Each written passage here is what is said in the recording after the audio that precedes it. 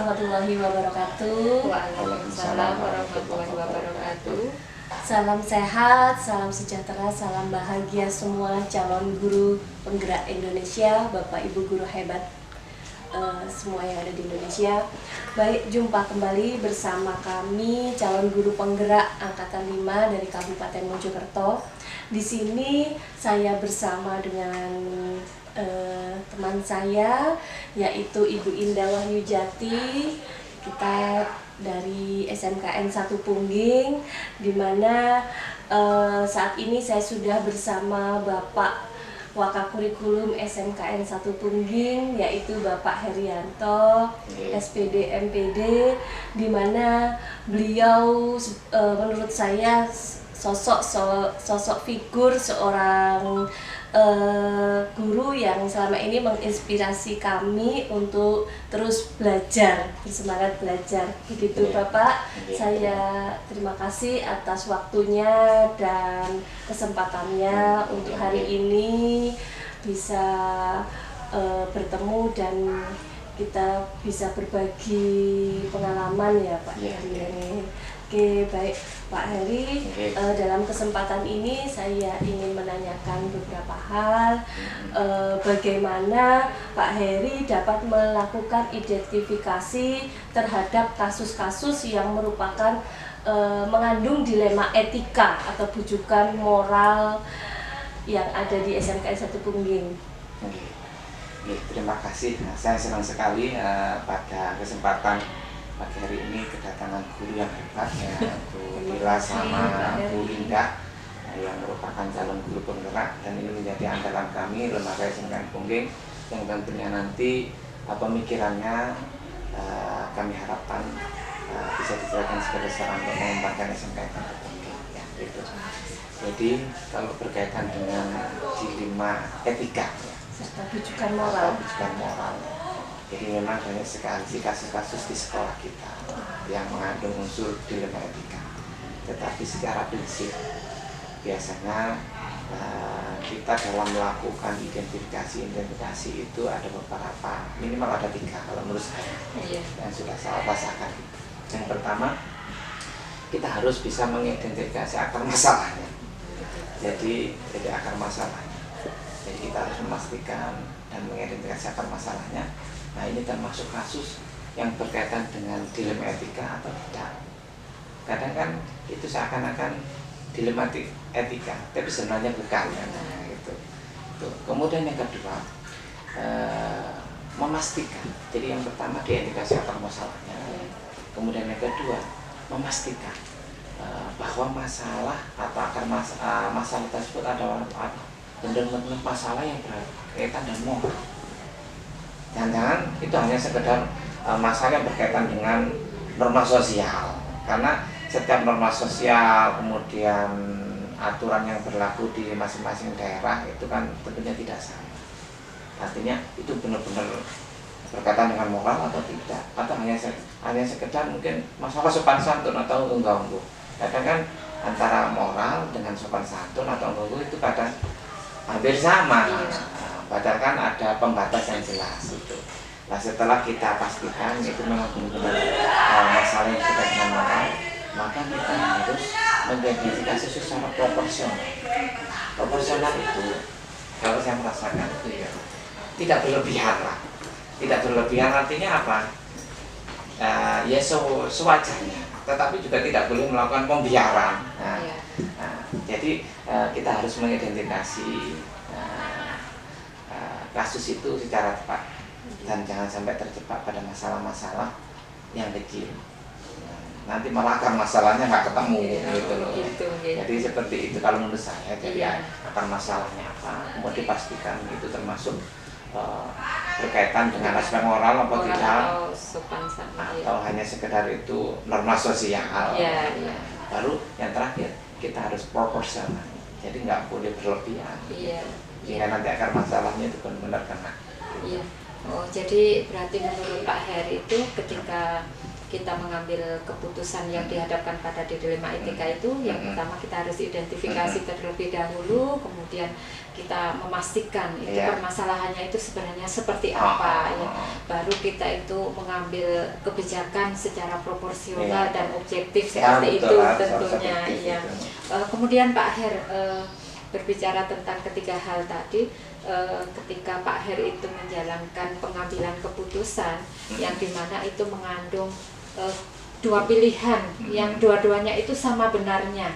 Nah, itu kemudian bagaimana langkah-langkah Pak Her selaku juga pemimpin di sini seperti itu Pak Her? Iya, untuk mengambil keputusan kalau terkait dengan dilema etika itu memang harus hati-hati. Harus hati-hati betul. Jadi yang pertama itu pada kasus itu biasanya saya harus mengumpulkan datanya, harus mengumpulkan buktinya, harus mengumpulkan fakta yang real di lapangan itu seperti apa, yang relevan.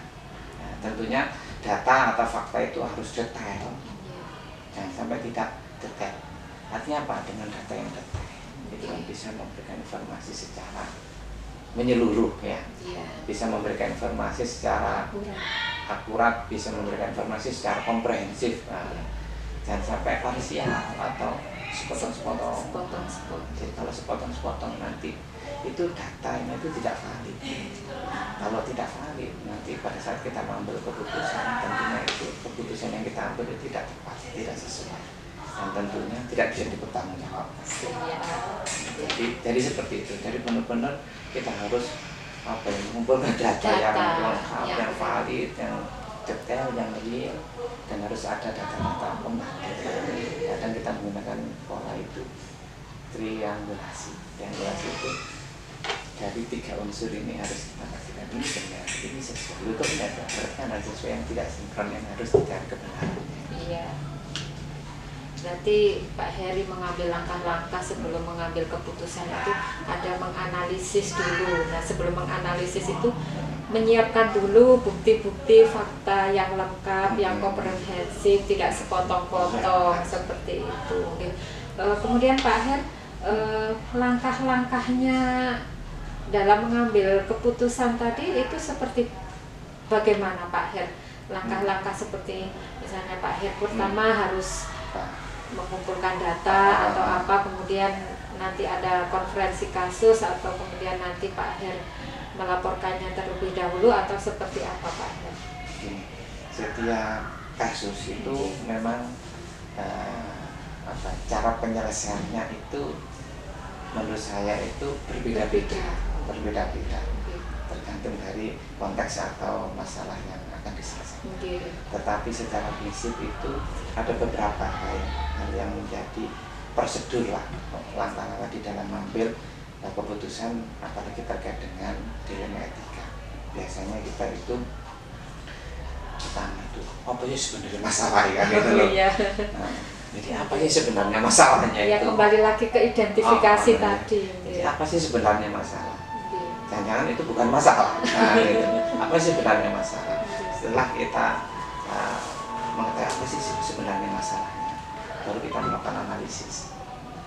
Jadi kita melakukan analisis masalah, dan kemudian kalau sudah kita analisis itu kemungkinan solusi apa yang ada.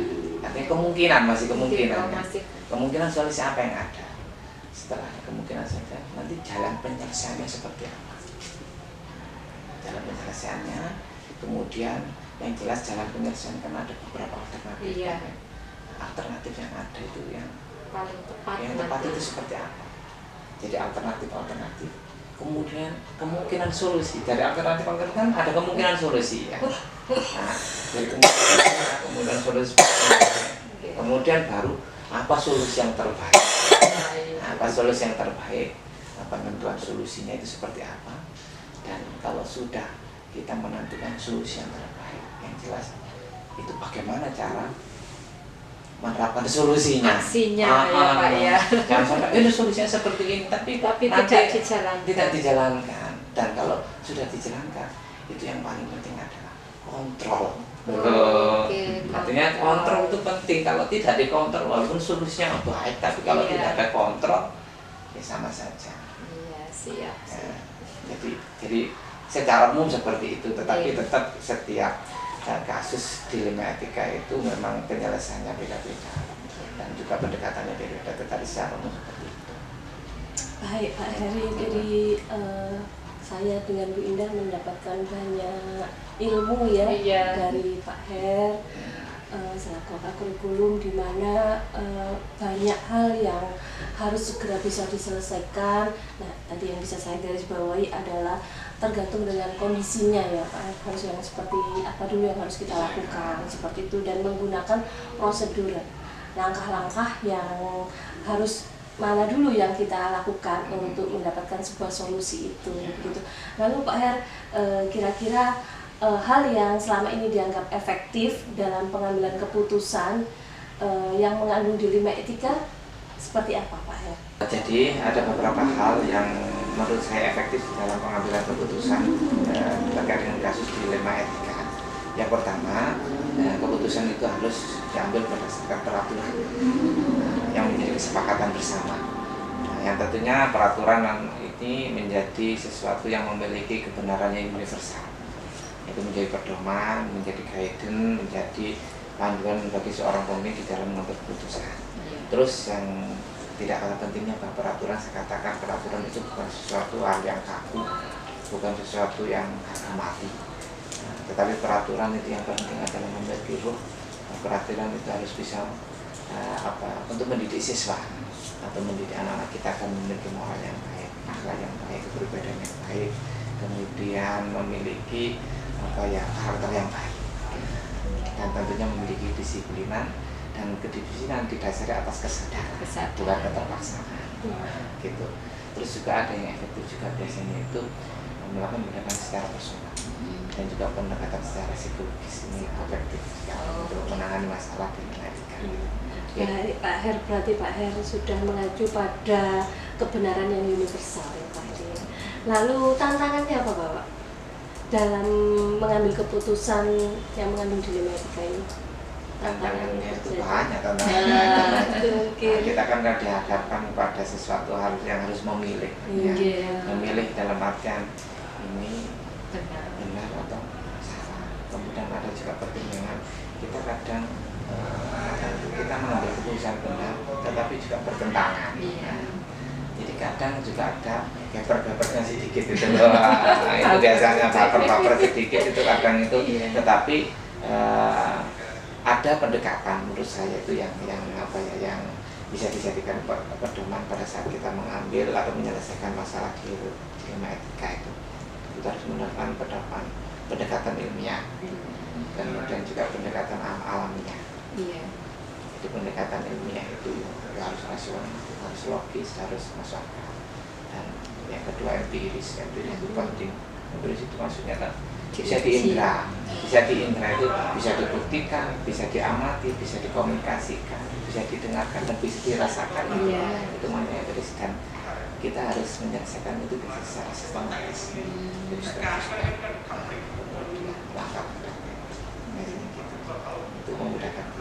Tapi juga ada masalah yang harus menggunakan pendekatan alami itu kadang kita harus berpikir out of the box, tidak berpikir seperti biasanya. Ada masalah kalau diselesaikan secara bebas harus tidak selesai. Terus kita akan menyelesaikan dengan sederhana sampai itu bisa menyelesaikan masalah. Jadi seperti itu. Berarti sangat ilmiah sekali langkah-langkah yang dianggap efektif oleh Pak Her seperti tadi, tetapi juga tidak berpatokan secara itu. Kita juga bisa fleksibel walaupun berdasarkan aturan, tetapi bisa secara fleksibel seperti itu. Kemudian Pak Her, ketika tadi nih kembali lagi Pak Her dihadapkan pada pengambilan keputusan yang di situ ada dilema etika, itu strategi yang Pak Her lakukan maksudnya adalah apakah keputusan itu ketika dihadapkan pada masalah seketika itu Pak Her memberikan keputusan, atau mungkin Pak Her ada penjadwalan khusus atau seperti apa Pak Her? Jadi masalah itu sebenarnya lebih cepat lebih baik diselesaikan. Tetapi ada kalanya bahwa masalah itu memang harus ditunda untuk penyelesaian. Lihat konteks masalah. Jadi kalau memang masalah itu membutuhkan proses penyelesaiannya dengan waktu lama, kan ada schedule, ada penjadwalan. Jadi sehingga nanti bukti-bukti itu harus lengkap, terus informasi-informasi yang kita dapat itu harus akurat dan juga bisa dipertanggung. Jadi ya tergantung konteks masalahnya. Siap. Nah, tapi prinsipnya lebih cepat lebih baik. Lebih cepat lebih baik agar cepat terselesaikan. Gitu, jadi masalah yang dihadapi juga tergantung dengan masalah apa dulu ya Pak. Oke, baik. Adakah seseorang atau faktor-faktor yang selama ini mempermudah atau membantu panjenengan dalam mengambil keputusan? Dalam mengambil keputusan. Kira-kira Seseorang ya? Iya, seseorang. Atau faktor-faktor apa yang membantu menguatkan? Jadi gini, dalam mengambil keputusan itu kita juga menggunakan pendekatan kolaboratif. Kolaboratif itu artinya bahwa kadang keputusan itu bisa kita ambil secara langsung, tetapi juga kadang perlu timbuk yang kuat. Kalau ada masalah terkait dengan misalnya pembelajaran, maka saya biasanya kolaborasi dengan tim saya. Ada staf KPM, staf evaluasi, dan juga staf pengembangan pembelajaran. Jadi data itu saya kumpulkan dari situ baru kita mengambil keputusan. Tapi kalau ada kaitannya dengan jurusan, maka saya harus kolaborasi dengan ketua jurusan. Kalau masalah keluarga, saya jelas harus koordinasi dengan tim yang lain, atau juga masalah kenakalan siswa, koordinasi dengan guru kita dan juga wali kelas. Jadi kolaborasi. Sangat menarik ya Bu Dila ya yang disampaikan Pak Her, juga menambah wawasan seperti untuk kita mendapatkan pengalaman langsung dari seorang pemimpin bagaimana ketika memutuskan sebuah keputusan ketika dihadapkan dalam sebuah dilema etika. Seperti itu banyak sekali pelajaran yang kami dapat sebagai guru-guru pemula seperti itu. Jadi pertanyaan terakhir Pak Her, dari apa yang kita diskusikan pagi hari ini, tentunya untuk saya banyak sekali yang didapat. Kemudian untuk Pak Her sendiri, mungkin ada beberapa pesan untuk kami atau apa yang dapat ditarik dari hasil perbincangan kita hari ini Pak Her? Jadi kalau bicara tentang dilema, harus kita akan kepada siswa. Artinya ketika kita dalam menyelesaikan suatu masalah, goalnya adalah siswa. Jadi harapannya itu berpihak kepada siswa atau berpihak kepada murid. Dan masalah itu pasti ada solusi, pasti ada penyelesaian. Tidak mungkin masalah tidak ada solusi. Bagaimana cara mencari solusi yang terbaik? Bukan hanya yang baik, tetapi mencari solusi yang terbaik.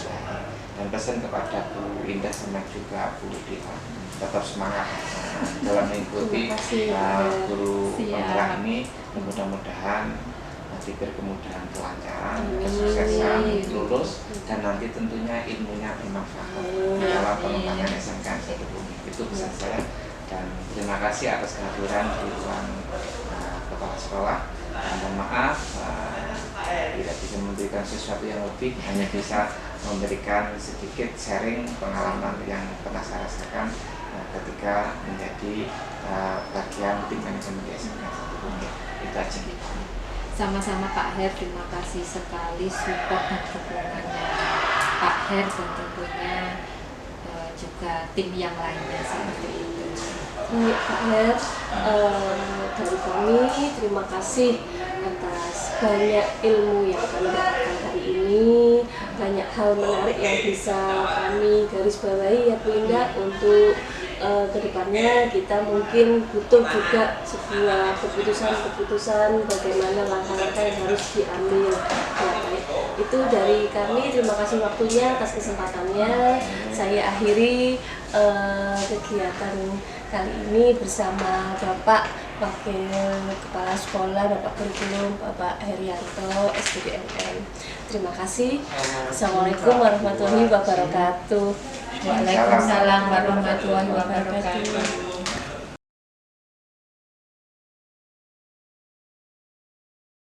Assalamualaikum warahmatullahi wabarakatuh.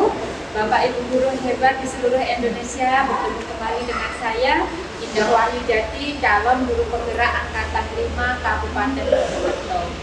Pada siang hari ini saya ditemani oleh dua orang hebat. Yang pertama adalah Ibu Anisatul Fadilah.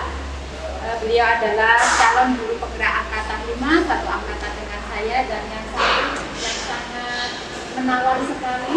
Ya, beliau adalah Kepala Kompetensi Keahlian jurusan Teknik Otomotif di tempat kami berdinas, yaitu SMK Negeri 1 Pungging. Pada kesempatan kali ini saya akan berbincang-bincang terhadap kepada Pak Agus, di mana beliau tentunya sebagai bagian dari pemangku kepentingan pengambil keputusan di jurusan Teknik Otomotif. Baik Pak Agus, untuk mempersingkat waktu, kita akan memulai dialog pada siang hari ini. Pak Agus sebagai kepala jurusan Teknik Otomotif, tentunya Pak Agus sering dihadapkan pada situasi di mana Pak Agus harus mengambil keputusan yang sebenarnya itu mengandung dilema etika. Ketika dihadapkan dua hal yang sama-sama benar, itu harus memilih yang mana. Selama ini bagaimana cara Pak Agus mengidentifikasi permasalahan yang mengandung dilema etika tersebut? Baik, terima kasih. Izinkan saya, mohon maaf, ini bukan berarti saya yang paling benar, enggak, cuma karena saya ditunjuk sebagai pimpinan di Bengkel dan selama kurang lebih 3 tahun saya memimpin. Memang banyak suka dukanya saya memimpin, Bu. Ini diantaranya satu, waktu itu ada kasus etika anak saya dalam hal masalah PSG. Yang kedua, dalam hal masalah kedisiplinan. Nah, itu identifikasi yang pernah saya alami, di mana satu kasus itu anak itu saya nggak tahu kenapa itu waktu PSG-nya kok sampai dikeluarkan dari industri. Padahal aturan main dari saya, anak apabila dikeluarkan dari perusahaan, maka dianggap anak ini sudah indisipliner, sudah nggak mematuhi aturan main dari perusahaan, sehingga akhirnya dikembalikan. Nah, dari situ akhirnya anak itu kita hukum. Ternyata dihukum, dialihkan ke perusahaan yang lain, sama seperti itu Ibu. Akhirnya, kenapa ini? Nah, ini yang satu dilemanya ini. Kalau pada aturan main, apabila anak ini tidak melanggar PSG, kemudian dikeluarkan dari perusahaan, itu ada aturan dari saya, maka ini harus keluar dari SMK atau tidak naik. Sudah ada materi 10.000, bapak ibunya komitmen, anak sudah tahu, dengan sadar, tidak dengan paksaan. Tapi ternyata anak ini melanggar. Nah, dari situ akhirnya saya juga gak enak, kasihan.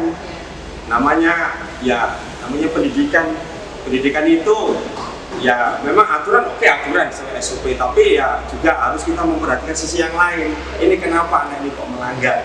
Apakah karena ada komunikasi, saya nggak tahu, apakah dengan pihak keluarganya atau bagaimana.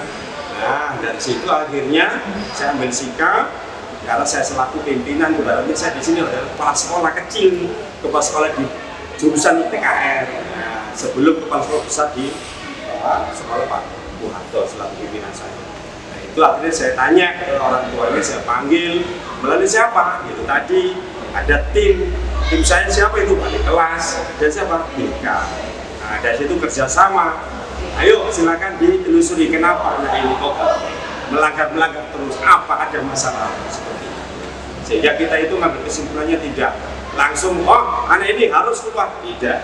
Kita tetap masih ada tuposlilo. Karena apa, pendidikan itu satu, kita itu tidak hanya mengajarkan keilmuan saja, tapi juga memberikan yang lain. Guru itu kan Nggak hanya sebagai pengajar, juga pengayom, pendidik, merubah karakter gitu. Percuma kalau anak itu pinter tapi karakternya jelek. Nah, seperti itu. Oke, baik. Berarti Bapak pernah dihadapkan dengan permasalahan yang mengandung dilema, di Siap. mana di sini rasa keadilan lawan rasa kasihan. Iya, betul. Iya. Jadi bagaimana Bapak mengambil keputusan di bengkel, terutama dengan kebijakan-kebijakan yang ada, lalu ada kepentingan yang sama benar atau yang mengandung nilai kebijakan. Jadi bagaimana Bapak mengambil keputusan pada itu? Nah, kemudian akhirnya saya panggil orang tuanya, kenapa ini anak gini? Ternyata kesimpulannya anaknya itu broken home. Nah, antara orang tua, bapak ibunya ini memang terjadi percekcokan, sehingga anak itu nggak tahu apakah stres, pikir orang tua gini, akhirnya ketika PSG dia nggak bisa betul, nggak bisa konsentrasi. Itu yang di PSG. Ada lagi yang kedisiplinan, anaknya nggak hadir, juga sama seperti gitu. Ternyata diselidiki, saya juga mohon maaf, orang tua, masalahnya pada orang tua. Nah, akhirnya setelah saya panggil itu, akhirnya juga kita nggak enak Bu, saya selaku pimpinan pimpinan kecil, saya ngomong ke pimpinan besar saya Pak Muharto, Pak mohon izin Pak, anak ini seperti gini. Monggo Pak Agus silakan selesaikan, kalau nggak bisa monggo ke saya. Alhamdulillah akhirnya dengan kita rangkul lagi orang tua kita aja omong enak-enakan, akhirnya dia mau, akhirnya anaknya bisa merubah sikap. Inilah Ibu ya, semacam keindahan kita mengubah karakter anak tadi ini. Ini memang nggak mudah. Kita di sini 8 jam mengajar, sementara di rumah kan 16 jam. Nah ini memang terkait kerjasama orang tua dengan kita. Jadi memang sungguh saya memang nggak sampai saklek lah, janganlah. Apalagi buka pipa, janganlah dikeluarkan. Nah ditelusuri kenapa, ada masalah apa. Kecuali kalau mohon maaf, ketika mencuri, pernah kejadian Ibu mencuri HP-nya mekanik. Nah itu memang mohon maaf, itu kan sudah ranah hukum. Nah itu mungkin yang nggak bisa saya maafkan, mohon maaf, sehingga akhirnya anaknya dengan sadar, orang juga dengan sadar, dengan syarat dia jangan dihukum, nggak apa-apa, tapi kembalikan HP-nya, tapi dengan syarat anaknya harus keluar dari hukum. Itu mohon menyadari. Jadi banyak pengalaman yang terjadi ya Bapak, lalu menyesuaikan dengan masalah apa yang dihadapi panjenengan selama ini. Nah, kira-kira adakah langkah-langkah atau prosedur yang bisa dilakukan, tahapan-tahapannya? Tahapan-tahapan yang saya lakukan itu tadi, pertama ketika ada kasus, saya panggil walasnya, kemudian koordinasi dengan BK, kemudian kita temui orang tuanya, ya pasti dengan surat panggilan, yang manggil bukan saya tapi pimpinan dari sekolah, sudah akhirnya datang ke BK, kemudian kita ajak ngomong, ini lembut masalah di sini seperti itu, atau diskusi seperti itu, sehingga akhirnya ketemulah win-win solusinya. Intinya yaitu tadi, kita cuma mendidik anak, anak bangsa. Siap, nggak langsung hantam kerowong, enggak lah. Kita kan guru itu kan di gugulan gitu. Kemudian Pak Agus, nanti kan akan tahapan. Siap. Kemudian yang Pak Agus itu yang paling penting mungkin dari beberapa pengalaman Pak Agus menghadapi permasalahan siswa, kira-kira pengalaman langkah-langkah yang paling efektif, kemudian nanti sehingga efeknya ke anak itu bisa diceritakan Pak, yang paling efektif. Yang paling penting waktu itu memang anaknya nggak tahu Bu ya. Ketika saya panggil dia kepada orang tua di BK, kemudian kita kasih penjelasan, masukan, saya ambil hatinya anaknya, timbul rasa penyesalan anaknya, sehingga anaknya nangis. Akhirnya silakan, ayo kamu minta maaf, sujud buat orang. karena barokahnya orang tua adalah ibu itu utama gitu. Akhirnya dia nangis. Mungkin ini tersentuh. Alhamdulillah saya bisa apa ya? Seperti itu. Betul, memang guru harus. Jadi intinya kita ambil dulu hatinya. Iya, betul. Ketika anaknya itu sudah nyaman dengan kita, akan kita berikan masukan. Ya, siap. Ini akan bersyukur Siap. dan melakukan. Memang namanya anak Bu ya, kita memang ya guru harus pandai-pandai dong Bu ya. Pandai gak harus ya, kita juga punya pola lah untuk mendidik anak bangsa katakanlah seperti itu. Jadi kita apa ya, kita rangkul lah, kita kan ada masalah apa gini-gini. Kan nggak harus materi praktek, ya, hanya itu saja. Skill oke, tapi juga karakter juga. Ibaratnya kalau sekarang kan namanya soft skill. Ya. Soft skill harus kita tanamkan juga. Artinya Bunda, Pak Agus sudah bisa memotivasi anak dari dalam diri anak itu sendiri untuk menyentuh hati. agar anak tahu atas kesalahannya, sadar. Pembelajaran yang sangat menarik untuk kita Betul ambil sekali. dulu hatinya, sentuh dulu. Kemudian Pak Agus ketika dengan menjalankan selama ini sebagai pimpinan di sini, kemudian mengambil keputusan seperti tadi, ada tidak Pak Agus tantangan yang dihadapi selama ini? Pasti ada Bu, namanya apa Bu ya, hidup di dunia itu mesti nggak ada lah Tuhan, mulus ya, pasti ada goncangan dari dalam ada, dari luar ada. Kalau dari dalam ya apa Bu ya, ada satu dari tanda kutip teman-teman atau guru, rekan-rekan guru yang memandang kita sebelah mata gitu, oh cari gini-gini, ya itulah pastilah ada. Cuma saya nggak pernah mengharapkan itu. Ya kita tulus saja lah. Iya. Siap. Berarti aku juga mungkin tantangannya adalah perbedaan pola pikir. Iya. Kemudian Pak Agus ketika dengan dihadapkan pada masyarakat dan harus segera mengambil keputusan, itu Pak Agus ketika itu mengambil keputusan atau mungkin dengan menjadwalkan atau bagaimana? Ya, pasti akan kita jadwalkan, pasti akan kita schedule. Jadi schedule, kita panggil lagi, kemudian kita koordinasi, saya nggak selaku pimpinan langsung otoritas, tidak Bu, pasti karena kesusunan pimpinan saya jalan pemimpin itu kan ada dari rekan-rekan kerja yang lain. Jadi saya panggil Waras, kemudian saya panggil BK, kapan ini kita untuk jadwal untuk memanggil orang tua seperti ini. Intinya pastilah ada komunikasi. Nah, Bapak, baik Bunda kita banyak sekali mendapatkan ilmu, wawasan, pengalaman dari Bapak Agus. Baik Bu Indah, dari semua yang disampaikan oleh Bapak, pembelajaran apa yang kira-kira bisa dipetik dari percakapan kita pada sesi ini Bapak? Keputusan yang mengambil dulu. Ya intinya saya baru kali ini 3 tahun selaku pimpinan merasakan ini ya, keluh kesahnya seorang pemimpin. Ya kita nggak hanya mengatur masalah bengkel, kurikulum, terus kemudian saya mentransfer saya selaku seorang pengajar, tapi juga ada sisi yang lainnya yang ternyata ada anak yang perlu diperhatikan, anak perlu diperhatikan. Nah, dari situ akhirnya saya juga harus belajar untuk bisa menyelami, untuk bisa sabar lah, untuk membimbing, mengayomi, melindungi kebutuhan.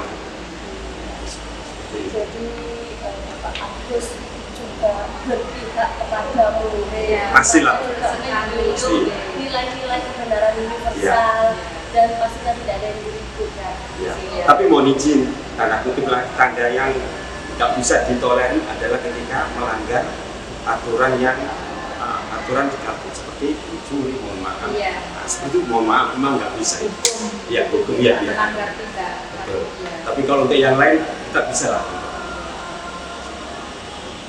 Baik Pak Agus, sangat banyak sekali pengalaman yang kami dapatkan dari jenengan sebagai seorang pimpinan, terutama dalam ketika harus mengambil keputusan di mana keputusan itu dihadapkan pada dilema juga, memberikan wawasan untuk kami sebagai guru-guru muda, guru-guru junior. Siap. Semangat. Ya. Oke, sama-sama. Demikian Bapak Ibu guru hebat di seluruh Indonesia, percakapan kami calon guru penggerak dengan Ketua Kompetensi Keahlian Teknik Otomotif. Semoga bermanfaat, kurang lebihnya kami mohon maaf. Wassalamualaikum warahmatullahi wabarakatuh. Waalaikumsalam.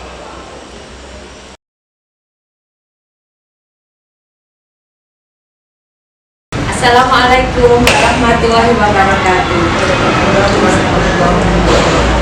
Bapak Ibu guru hebat di seluruh Nusantara, bertemu kembali dengan saya Indah Wahyujati, calon guru penggerak Angkatan 5 dari Kabupaten Mojokerto, dari SMK Negeri 1 Tungging, Kabupaten Mojokerto. Kali ini saya tidak sendiri, saya akan ditemani dengan dua rekan saya hebat-hebat, yaitu yang pertama Ibu Anisatul Fadila Eskom. Selamat pagi Bu Dila. Beliau adalah sesama calon guru penggerak Angkatan 5. Kemudian saya juga ditemani dengan guru hebat di mana saya mengajar, senior saya Ibu Eti Prasetyowati SPD. Selamat pagi Bu Eti. Beliau adalah sebagai pemimpin pembelajaran mengajar bidang studi bahasa Indonesia. Bapak Ibu guru hebat di seluruh Indonesia, pada kali ini saya akan berbincang-bincang bersama Bu Dila dan Bu Eti tentang pengambilan keputusan yang berbasis kebijakan guru besar. Untuk menyingkat waktu, mari kita mulai perbincangan kita pada pagi hari ini. Oke, Bu Eti, bagaimana kabarnya? Oke, alhamdulillah. Bu Eti, ketika kita berbicara tentang mengambil keputusan yang berdasarkan kebijakan universal, tentunya sebagai seorang guru, sebagai pemimpin pembelajaran di kelas, kita sering dihadapkan pada di mana situasi yang dinamakan dilema etika seperti itu. Di mana dilema etika itu adalah situasi ketika kita dihadapkan pada sebuah permasalahan, itu ada dua hal yang berbenturan dan kedua hal itu tentunya benar, sama-sama benar. Aku harus memilih yang mana? Nah, kan kita sering menghadapi seperti itu. Nah, pada kali ini Bu Eti, saya ingin berbincang-bincang Bu Eti, ya, mendengarkan pengalaman-pengalaman Bu Eti tentang hal tadi. Yang pertama yang saya ingin ketahui dari Bu Eti, bagaimana Bu Eti cara mengidentifikasi kasus-kasus yang merupakan dilema etika tersebut Bu Eti. Cara saya kasus yang merupakan dilema etika pasti saya akan mencari atau latar belakang bahwa kasus seperti ini bisa muncul atau kemudian yang kedua memilah kasus yang mengandung dilema etika ini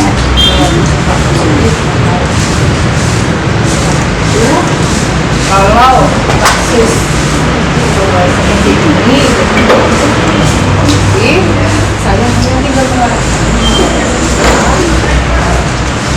agar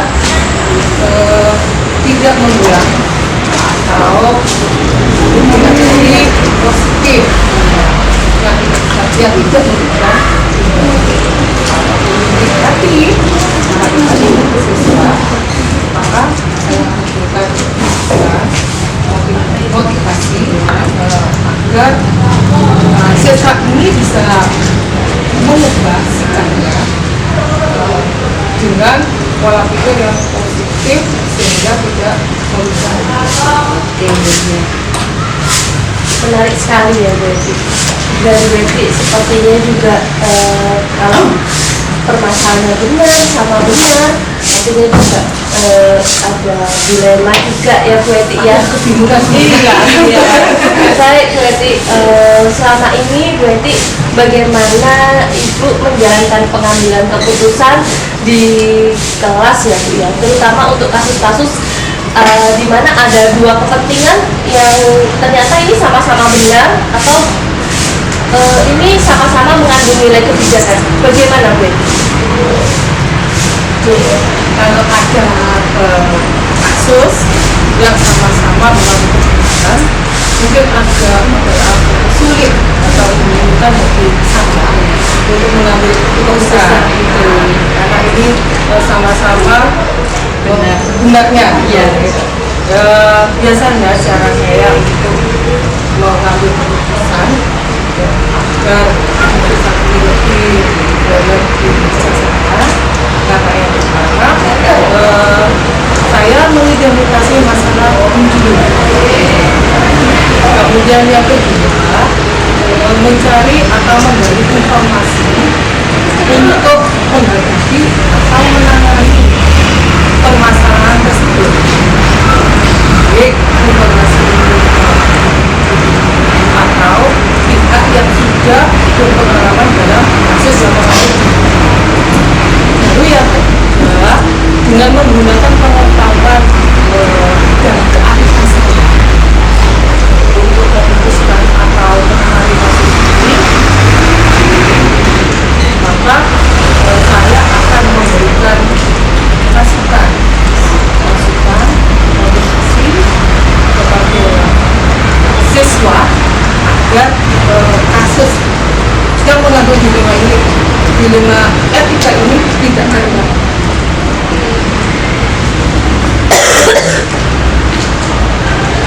Baik, berarti saya dapat banyak pengalaman juga nih akhirnya dari Bu Eti. Berarti selanjutnya dari hal itu, jadi langkah-langkah atau prosedur seperti apa sih yang biasanya Ibu lakukan selama ini, Bu, sama siswa? Langkah-langkah dalam menyelesaikan atau mengambil keputusan kasus yang mengandung nilai etika. Iya. Kalau saya sendiri, ya, karena ini biasanya terjadi di dalam pembelajaran di kelas, yang pertama pasti saya menyelesaikan kepada siswa tersebut. Kemudian yang kedua, kalau anak ini belum menebak, maka saya menegur kembali secara kesana dengan kebutuhan yang tidak merugikan siswa tersebut.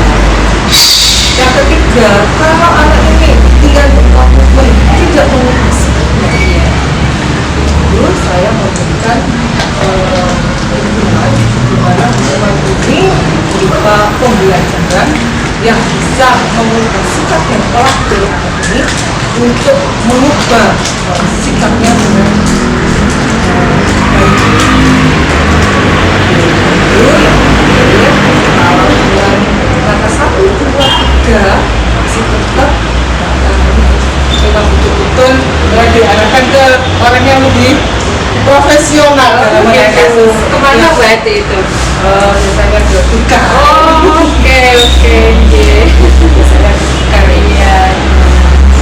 Jadi bagus sekali ya, berarti Bu Eti itu ketika Bu Eti dihadapkan pada sebuah permasalahan, kemudian Bu Eti harus mengambil keputusan, dan mana keputusan itu dihadapkan pada dilema etika tadi, Bu Eti itu ada langkah demi langkah, tahap demi tahap yang harus dilalui. Serta-merta langsung mengambil keputusan. Yang penting tidak merugikan siswa. Sangat bagus sekali Bu Eti. Kemudian Bu Eti, dari kegiatan selama ini yang Bu Eti lakukan ketika dihadapkan pada dilema etika, yang dianggap Bu Eti itu paling efektif, cara yang sudah dilakukan tetapi yang paling efektif itu yang bagian mana Bu Eti? Yang pertama, menjalin hubungan baik dengan siswa. Dengan menjalin baik untuk bekerjasama dengan siswa, apabila kita menemukan kasus yang ini, mungkin anak-anak itu bisa membuka apa yang terjadi sampai mereka ini melakukan Pelanggaran bisa. atau proses yang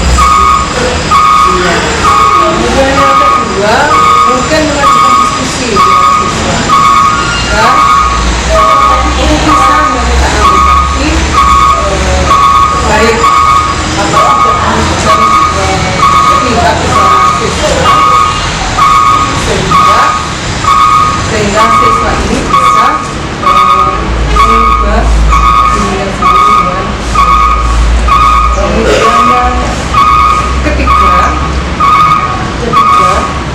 memberikan masukan atau motivasi kepada siswa agar mereka bisa mengubah dirinya sendiri tidak melakukan kesalahan dengan kasus yang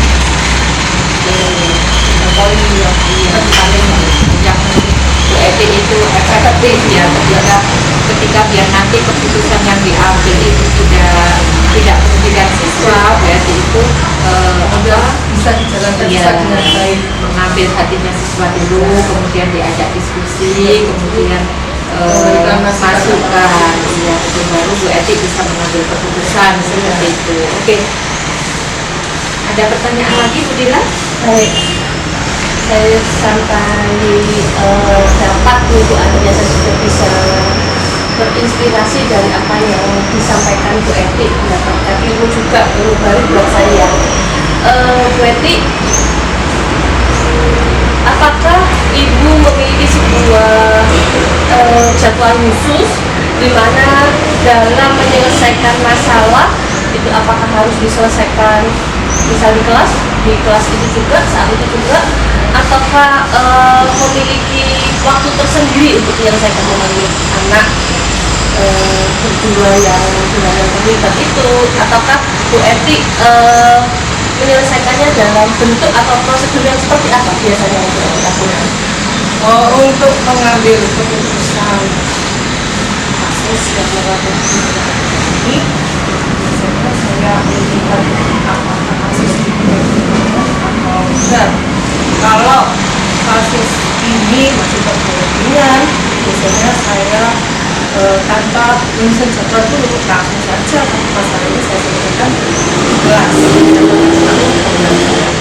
dengan cara yang pertama menegur secara lisan, yang kedua menegur lagi secara tetapi dengan berkomitmen, kemudian yang ketiga tentu menjalankan komitmen yang sudah disepakati, di mana komitmen itu tidak merugikan siswa.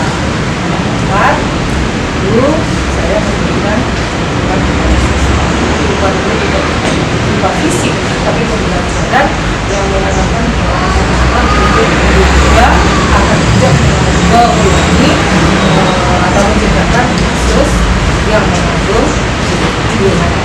Sebaliknya, apabila kasus yang mengandung DNA tidak ini berat yang perlu mengambil keputusan yang baik, adil dan bijaksana tanpa menimbulkan keputusan dari pihak manapun, maka perlu jadwal tersendiri karena dalam mengambil keputusan ini memerlukan kerjasama dari berbagai pihak untuk menyusun makna atau tidak yang kita jalankan untuk mengambil keputusan sehingga keputusan ini tidak merugikan semua pihak terutama siswa. Jadi kalau bisa boleh ya boleh saya agak simpulkan ketika Bu Eti mengambil keputusan itu, Bu Eti mengusahakan bahwa keputusan itu adalah ketika yang tidak merugikan siapapun ya. Oke, Bu Eti, dari apa yang dilakukan Bu Eti tadi, kira-kira Bu Eti pernah tidak menemukan menghadapi sebuah tantangan seperti itu atau rintangan atau mungkin berbenturan dengan apa seperti itu, pernah nggak Bu Eti? Dalam mengambil keputusan itu atau ada termasuk ya dalam mengambil keputusan untuk kasus yang mengandung DNA etika. yang pertama pasti hasil yang saya putuskan kasus dalam dinamika ini biasanya dengan peradilan. Yang pertama. Kemudian yang kedua kadang-kadang kita terkena oleh pihak lain atau narasumber lain yang pola pikirnya itu tidak sama atau tidak sejalan dengan pikir. Kemudian yang ketiga, budaya atau kebiasaan dalam mengambil keputusan. Jadi dalam kasus yang berada di lima etika, dalam mengambil keputusan kasus ini kita biasanya tidak memandang apa positif atau negatif. Jadi kasus ini itu yang namanya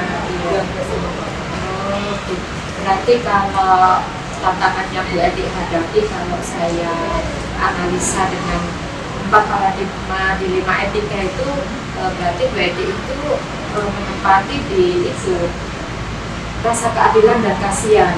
Yang pertama, Bu Edi itu ingin memberikan kasihan kepada murid, mengetahui dulu latar belakang permasalahan, tetapi itu benturan dengan aturan seperti tadi. Juga Bu Edi itu akhirnya nanti juga berada di posisi individu lawan kelompok. Makanya itu. Iya, seperti itu. Oke. Kemudian Bu Edi, ada tidak seseorang yang ketika Bu Edi menghadapi hal seperti itu, seseorang yang berbeda atau membantu Bu Edi ketika mengalami harus mengambil keputusan yang dihadapkan pada dilema etika? Ada tidak Bu Edi? ini kan sebagai orang yang sosial, orang yang asli ya, bukan kita mempunyai masalah untuk mengambil keputusan pada kasus siswa sehingga Iya. pasti ya kita bisa memberikan solusi terhadap masalah. Dan yang kedua, mungkin karena ini masalahnya identitas ya, karena itu dalam sekolah ini adalah